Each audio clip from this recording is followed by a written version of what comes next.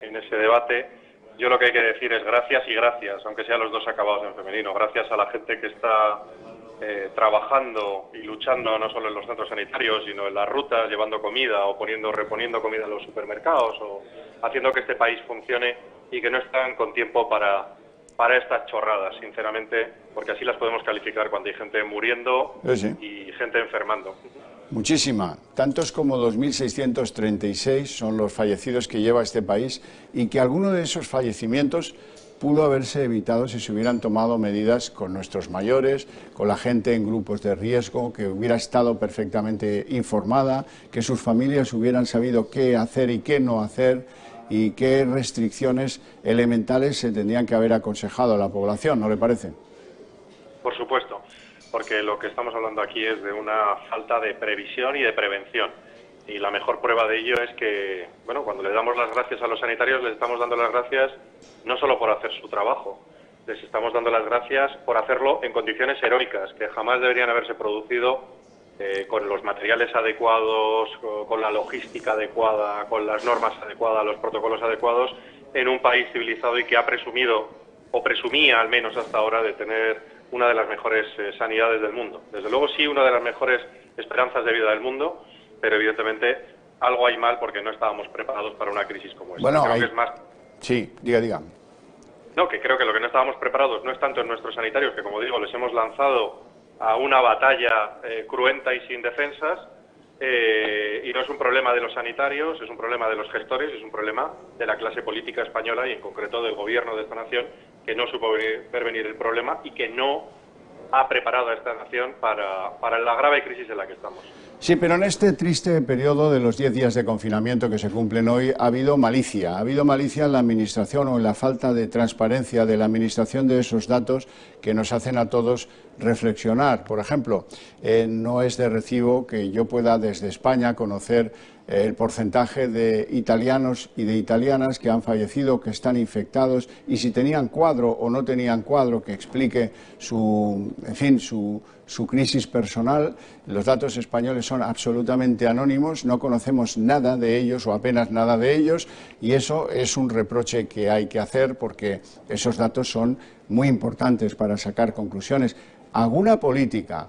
Lo entiendo. Por ejemplo, esto de la participación el 8 de marzo en reivindicaciones de carácter político o en actos políticos como el que celebró en su día Vox. Hoy tenemos algún dato oficial, el de la Comunidad de Madrid, que dice que entre el 8 y el 13 de marzo se cuadriplicaron los hospitalizados en los centros de salud madrileños, en los hospitales madrileños.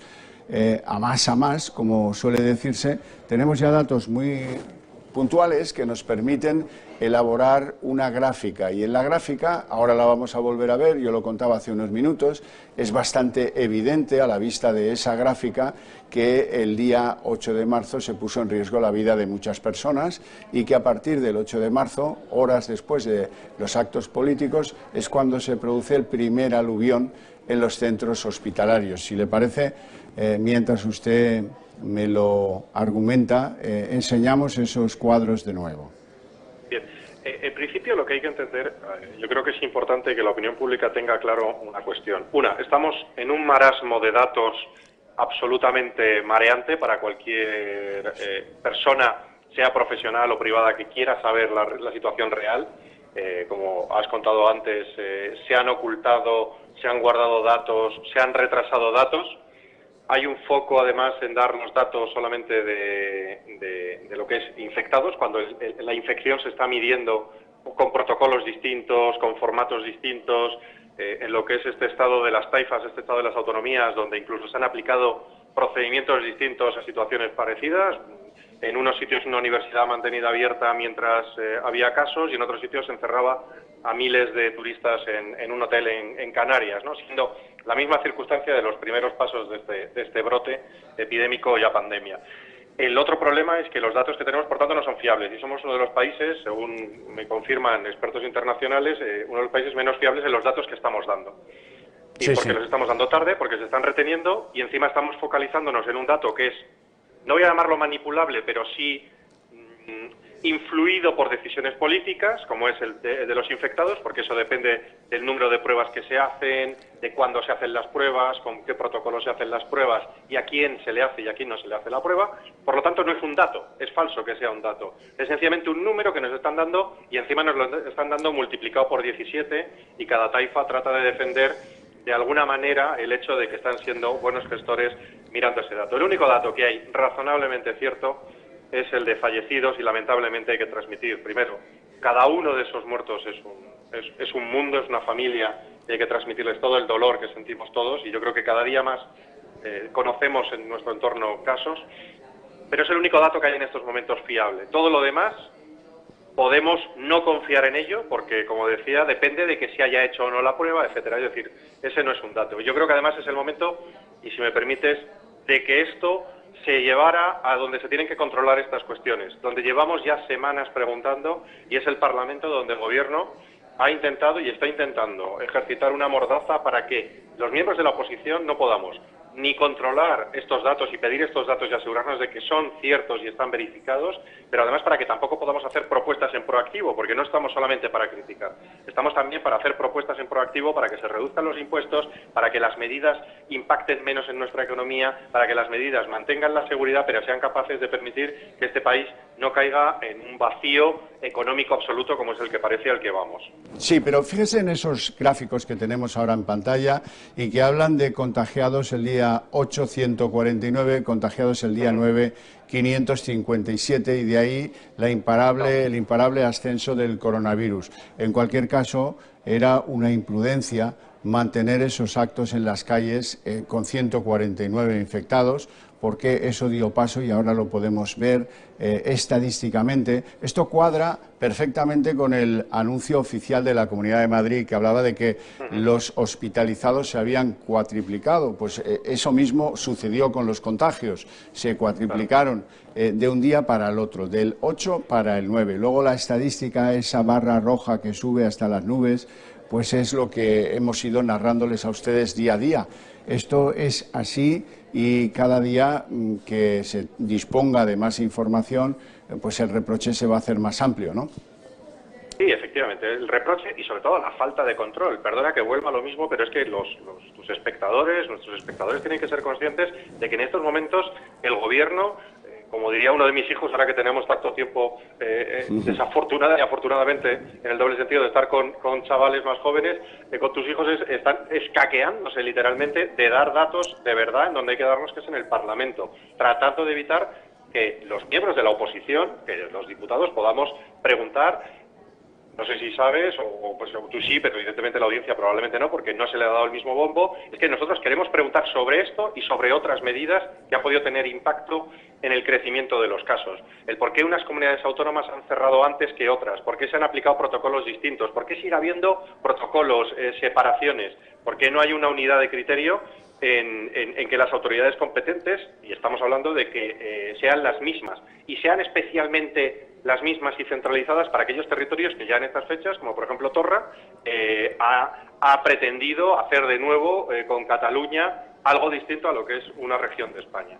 Entonces, eso es esencial que podamos preguntar para saber cuántos de estas decisiones políticas que te decía antes han afectado, primero, en ocultar el número de casos o reducir el número de casos, como fue la suspensión de publicación de los números de casos en la web oficial del Gobierno, como también que... Bueno, ¿Qué decisiones han podido...? ¿Sí? No, que parecía que se le iba la voz.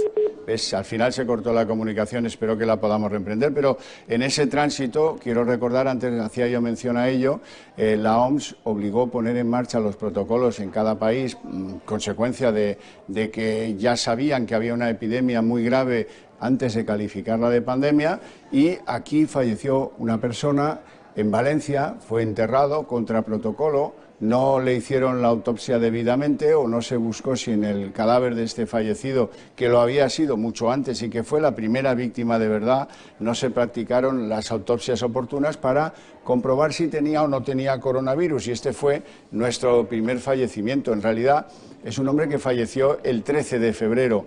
No conocimos de ese fallecimiento hasta el 4 de marzo. Y eso sin duda pues se debe a que los protocolos no se obligaron a hacer de una manera seria.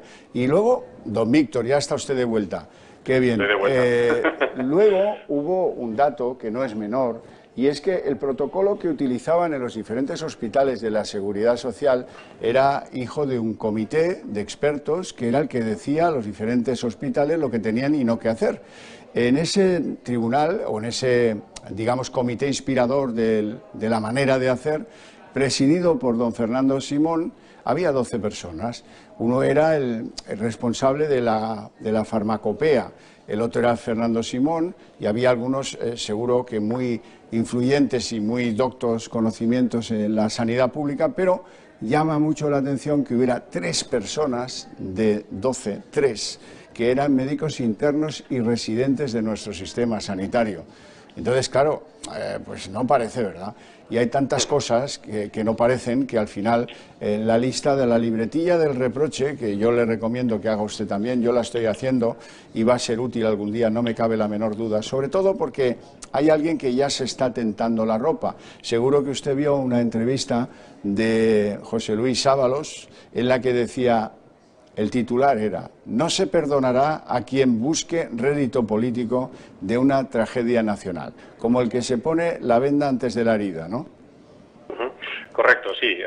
Y además estás hablando de ese comité de expertos y algunos comités de crisis que se han activado con posterioridad, ya cuando este gobierno ha entrado en cierto pánico escénico, y que se han incorporado precisamente personas que semanas antes negaban la posibilidad siquiera remota de que hubiera esta epidemia.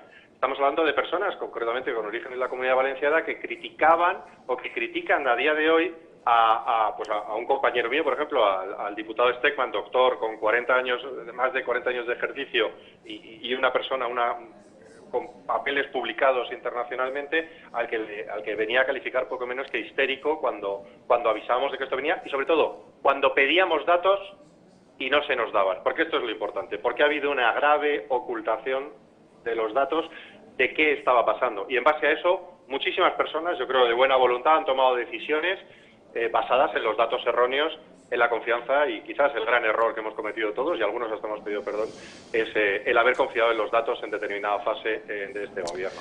Don Víctor Sánchez del Real, usted es diputado por Badajoz. Sepa que aquí desde el minuto cero estamos agradeciendo al mundo del campo, a los agricultores, a los ganaderos, a los de la transformación de lo que sale del campo y a los del transporte que hacen llegar esos productos frescos a nuestras casas a través de la cadena de la alimentación, que hayan pasado de la reivindicación en las calles a actuar como un solo hombre en la defensa de algo fundamental, de la columna vertebral de nuestra sociedad en estos momentos de confinamiento.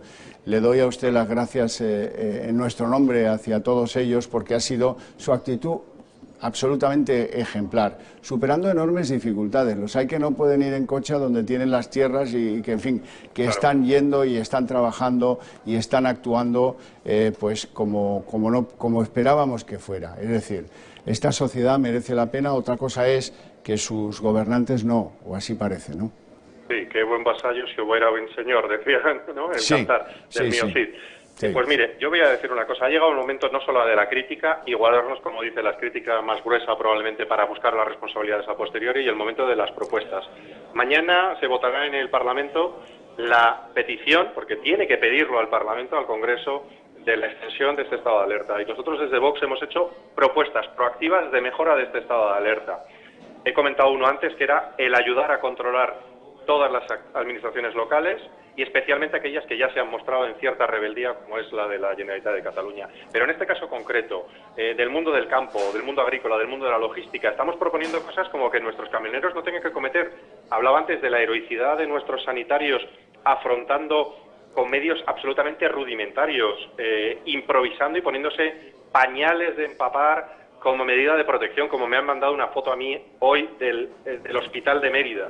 Estamos hablando de camioneros que tienen que hacer la heroicidad de recorrer las carreteras sin tener ni siquiera un lugar para parar. Nosotros estamos pidiendo que se regule, que haya, por ejemplo, establecimientos de hostelería y restauración en la carretera para prestar servicio a los trabajadores de la logística, el transporte, o para los agentes de las fuerzas y cuerpos de seguridad del Estado que no pueden parar en sus rutas nocturnas a tomar un café.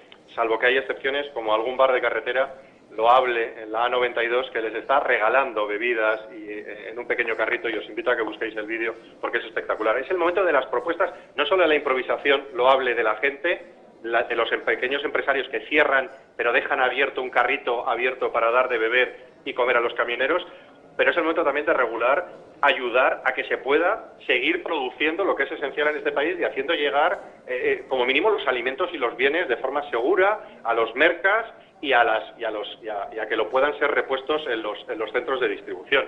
Y permitir, por ejemplo, una propuesta que llevamos como condicionante a reforzar ese apoyo que demos al Gobierno en la extensión más allá de los 15 días del estado de alarma, es que se permita cosas que hemos visto que tienen que ser razonables, pues que hay gente que tiene que desplazarse en un vehículo porque no tienen más que un vehículo en la familia, a lo mejor uno de ellos no tiene carné y es un sanitario que su padre, su hermano o su marido le tiene que llevar a trabajar y tiene que ir a trabajar para ayudarnos a todos. Y sin embargo, se puede flexibilizar porque si están conviviendo en un hogar, ¿por qué no van a poder convivir en un coche para hacer ir de forma responsable y segura a poder prestar su servicio en el otro extremo de una ciudad o trasladado porque se ha presentado voluntario, como conozco gente, para ir muy lejos de donde es su residencia o su lugar de trabajo habitual?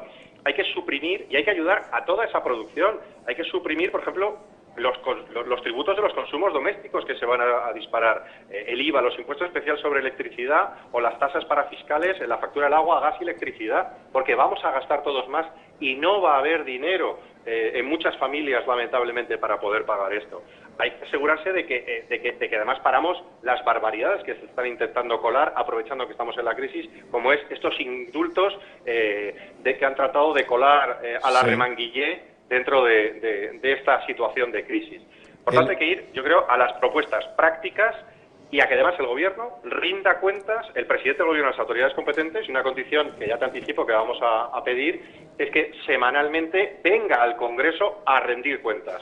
Menos ruedas de prensa de 1 hora y media a lo presidente y más venir a someterse a preguntas de verdad, no las preguntas de medios amigos que le filtra el secretario de Estado de Comunicación. Así que, como ves, nosotros tenemos todo un paquete de medidas que estamos haciendo tratar de llegar, que son prácticas, que son de intentar ayudar a esos productores, a esos transportistas, a esos distribuidores, a las fuerzas y cuerpos de seguridad del Estado, al personal que está en las prisiones, que tenga el carácter de autoridad y se pueda defender en las situaciones de riesgo en las que están ahora. O cómo gestionamos los CIES. Pues estamos hablando de que sí hay que extender la presencia, que se extienda, pero que se expulse a estas personas inmediatamente porque este país no puede soportar un minuto más la presencia de personas que no son de esta nacionalidad y que además están irregularmente en nuestro país. Y también hay una cuestión que afecta indirectamente a vuestro medio, ya que vosotros no lo habéis pedido y vuestro medio se soporta en gran medida gracias a las aportaciones de vuestros propios oyentes y espectadores, pero esos otros medios que viven continuamente del BOE, que viven de concesiones públicas, que viven de grandes inversiones publicitarias oficiales y que encima ya se han puesto a llorar y a pedir más dinero. El dinero tiene que estar donde tiene que estar, en los sanitarios, en las fuerzas y cuerpos de seguridad del Estado, en nuestro ejército, en quienes están combatiendo la crisis y quienes ayudan a que este país no pase hambre fruto de esta crisis y logren empezar a poner los primeros pilares de la recuperación económica, porque ahora tenemos cientos de miles de casos probablemente no diagnosticados, tenemos miles de casos diagnosticados, miles de enfermos, lamentablemente ya miles de fallecidos, pero tenemos un gran enfermo en este país que está a punto de entrar en la UCI y que es la economía nacional de España.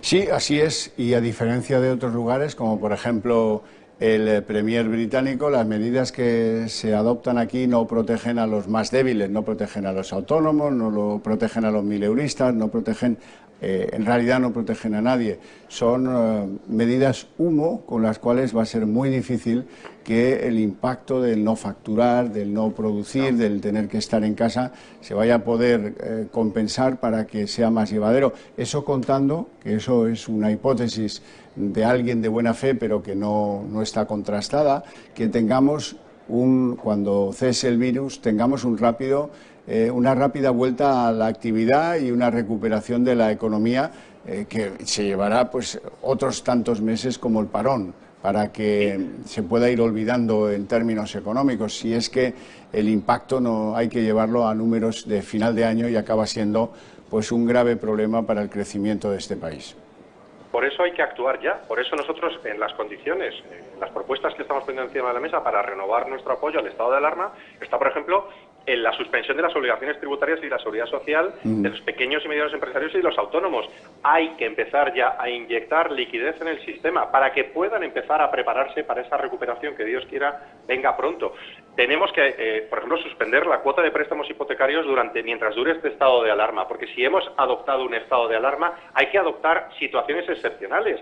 Y lo que estamos proponiendo, por ejemplo, es la suspensión de la cuota de amortización de los préstamos hipotecarios de las personas físicas, ¿vale? De los hogares, al fin y al cabo, mientras dure el estado de alarma, porque muchos están teniendo menos ingresos, muchos van a perder su puesto de trabajo, van a estar sometidos a un ERTE. Y lo que no puede ser es que no podamos tomar una decisión que básicamente es jurídica, como puede ser alargar automáticamente el vencimiento del préstamo hipotecario, evitando que se tengan que afrontar cuotas en este momento y sencillamente alargando por la duración que tenga este estado de alarma. Por eso es un estado de alarma.